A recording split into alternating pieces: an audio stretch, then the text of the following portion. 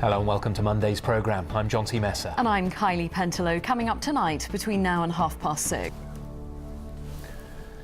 Good evening. The government has been accused of gambling with the region's economy through years of underinvestment in its most important railway line. It's 4 years to the day since the storm destroyed a section of track at Dawlish, severing the link to the far southwest. Just last week, the Transport Secretary claimed the line was his #1 priority, but experts warn it could cost billions to develop a sustainable long-term solution. Nick Smith reports. And Nick is live in Dawlish for us tonight. Nick, what can be done then to keep that line safe in the future? Live in Dawlish, thank you very much. Well, let's bring you some other news from the region now. And a project to transform a Plymouth housing estate has won a £2.8 million government grant. The money will help pay for the infrastructure. A man dressed up for a sci-fi and comic convention in Exeter sparked alarm among shoppers in the city centre. Police spotted him on... A Cornish charity is trying to raise money to find out why so many marine mammals end up stranded on local beaches. The Cornwall Wildlife Trust. And commuters across our region face more delays after rail workers announced another strike. Members of the RMT. And you are watching ITV News here in the West Country this Monday evening with Kylie and Jonty. Thanks very much for your company this evening. Still plenty more to come on this evening's programme, including...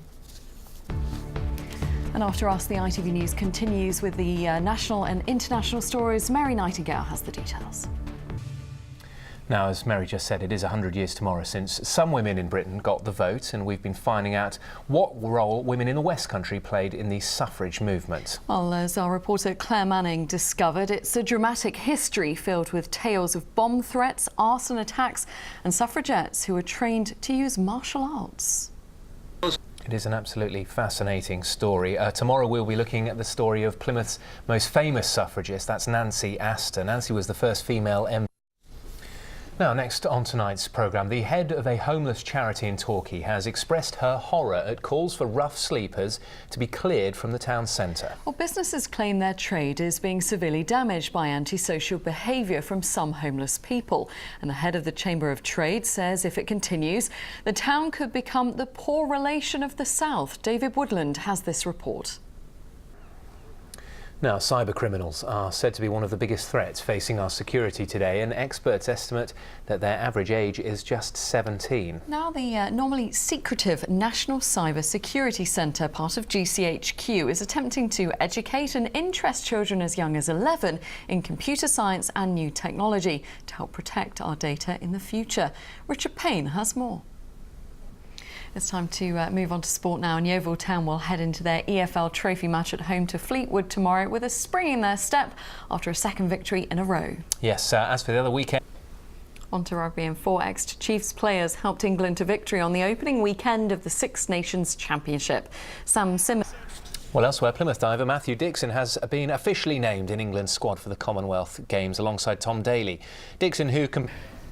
Now, the first Monday in February, that's today, is traditionally the most popular day for workers to phone in sick. Now, he may have fallen over, but our weather presenter Alex Beresford still battled on to get through to the next round of ITV's Dancing on Ice last night.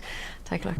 Alex is feeling the love in Love Week, isn't he? Yeah, anything bruised after that fall, I think, is his ego. He's all right. Bob's joined us for the forecast now. Bob, it's been a beautiful day across the region, but it's felt very cold. Very cold. I don't think Alex would love the weather, to be honest with you, even though he's skating on ice, thin ice. But then... Bob, thanks very much. Not looking too bad, thank you.